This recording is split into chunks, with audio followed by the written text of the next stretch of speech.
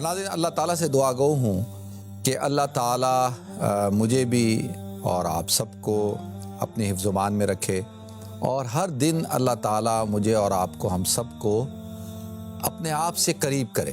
دیکھیں، میں اور آپ ہم سب آہستہ آہستہ اپنی منزل کی طرف رواں دواں ہیں، اور ہماری منزل کیا ہے؟ ہماری منزل آخرت ہے، اور آخرت کی جو منازل ہیں ان میں سب سے پہلا پڑاؤ ہمارا قبر ہے۔ تو ناظرین، پھر قبر کے بعد حشر کا میدان ہے۔ حشر کے میدان کے اندر پھر حساب کتاب ہوگا۔ حساب کتاب ہونے کے بعد پھر یا تو جنت ہے یا جہنم ہے۔ تو اللہ تعالیٰ سے جو ہے دعا کرنی چاہیے کہ اللہ تعالیٰ ہمیں کامیابی عطا فرمائے، اور آہستہ آہستہ جو زندگی گزر رہی ہے، ابھی میں یہ لفظ اس لیے استعمال کر رہا ہوں کہ آہستہ آہستہ، کیونکہ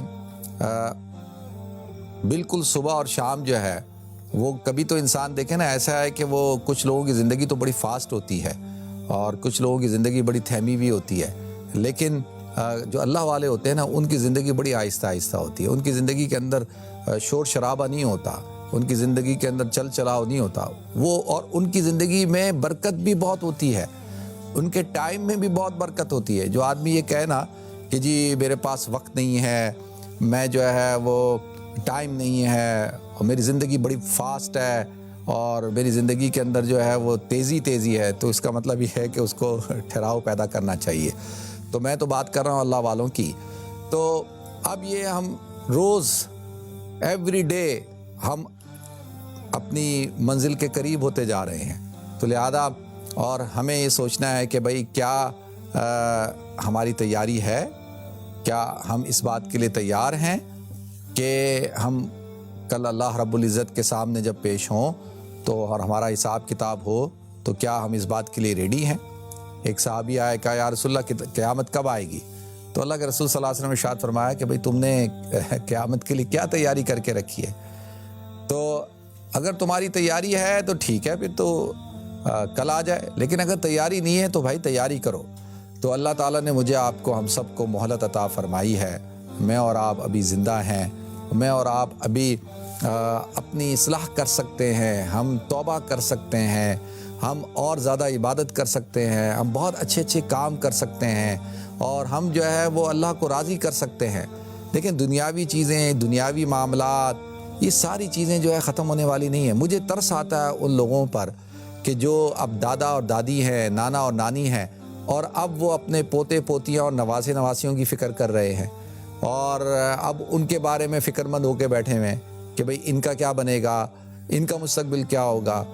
تو اپنی اولاد کے بارے میں تو سمجھ میں آتا ہے کہ آدمی کو ٹینشن ہوتی ہے، فکر ہوتی ہے، لیکن یہ پوتے پوتیاں اور نواسے نواسیاں، ان سے تو محبت کرنی چاہیے، ان کی تو تربیت کرنی چاہیے، نہ کہ آپ ان کی فکر کے اندر اپنی آخرت خراب کریں۔ تو لہذا ہر وہ شخص جو اب اپنی ذمہ داریوں کو پورا کر چکا ہے، اس کو چاہیے کہ اپنی آخرت کی طرف متوجہ ہوئے۔ شاہ عبد القادر جیلانی رحمۃ اللہ علیہ ارشاد فرماتے ہیں کہ مجھے ترس آتا ہے ان لوگوں پر جو بڑی عمر کے ہیں، 60 سال سے زیادہ عمر ہو چکی ہے، اور وہ اس فکر میں ہیں کہ وہ گھر بنا لیں، یا دنیاوی معاملات کے اندر لگے ہوئے ہیں، باغات کے اندر لگے ہوئے ہیں، یا چیزوں کے اندر لگے ہوئے ہیں، اور یہاں پہ وہ اپنے گھر کو بنانے کے چکر میں ہیں، گھر کو سجانے کے چکر میں ہیں، اور وہاں پہ ان کی قبر تیار ہو رہی ہے، اور اس قبر کی آرائش اور زیبائش کے فکر میں نہیں ہے۔ تو لہذا ناظرین، اب یہ معاملات تو چلتے رہیں گے۔ وہ آپ نے اپنے بچوں کی شادیاں کر دیں، ٹھیک ہے، اب ان کی ذمہ داری ہے وہ اپنے گھروں کو آباد کریں، وہ اپنے بچوں کی فکر کریں، وہ محنت کریں، وہ ایک ان کی ذمہ داری ہے، وہ اپنی ذمہ داری کو پورا کریں۔ یہ آپ کی ذمہ داری نہیں ہے، آپ نے اپنی ذمہ داری کو پورا کر دیا، بس اب آپ اپنی آخرت کی تیاری کریں۔ تو اللہ مجھے بھی توفیق دے، آپ سب حضرات کو توفیق دے، اور اللہ تعالیٰ جو ہے ہم سب پر اپنے خصوصی کرم کا، فضل کا معاملہ فرمائے، اور اللہ تعالیٰ مجھے اور آپ کو، دیکھیں میں بھی بڑا کمزور ہوں، اور یقینی طور پر انسان کمزور ہوتا ہے، تو اللہ تعالیٰ ہمیں آزمائش سے بچائے۔ ہر وقت دعا مانگنی چاہیے کہ اللہ تو ہمیں عافیت والی زندگی عطا فرما، عافیت والا ہمارے ساتھ معاملہ فرما، ہمیں کسی آزمائش میں نہ ڈال، کیونکہ انسان کمزور ہے، اور انسان جب کسی آزمائش میں پڑ جاتا ہے تو اس کے لیے جو ہے بڑا مشکل ہو جاتا ہے، اور اس میں ہو سکتا ہے کہ وہ ناکام ہو جائے، اور کہیں اس کی تباہی و بربادی نہ ہو جائے، کہیں وہ گمراہ نہ ہو جائے۔ تو اللہ تعالیٰ ہم سب کی حفاظت فرمائے۔ اور یہ جو اللہ تعالیٰ نے مجھے اور آپ کو، ہم سب کو ایمان کی دولت دی ہے ناظرین، یہ جو نعمت عظمیٰ اللہ نے ہمیں عطا فرمائی ہے، اور اللہ ہمیں اس کی حفاظت کرنے کی توفیق عطا فرمائے۔ اور اس کی حفاظت کیا ہے؟ اس کی حفاظت موت تک ہم نے کرنی ہے۔ یعنی اگر ایمان پر خاتمہ ہو جاتا ہے اور اسلام پر خاتمہ ہو جاتا ہے تو پھر تو ہم کامیاب ہیں۔